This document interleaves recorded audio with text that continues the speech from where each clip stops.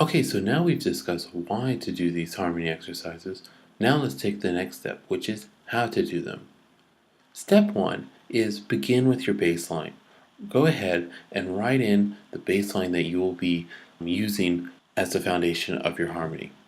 And I'm going to do this in this case for four bars, and I will go ahead and plop this in. Okay, now that I have that in, step two is to add in a second line. And this is important that it's viewed as a line and that you go from left to right, one voice at a time. So now what I'm going to do is start by just filling in one note per measure on top of my bass line.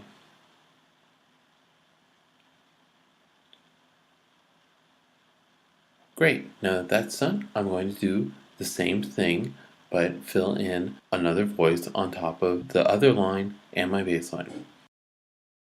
So I'll go ahead and do that, one line per measure, and this is where we can start to see that the formula that we discussed earlier of this note rotation can really be handy for us as a guide.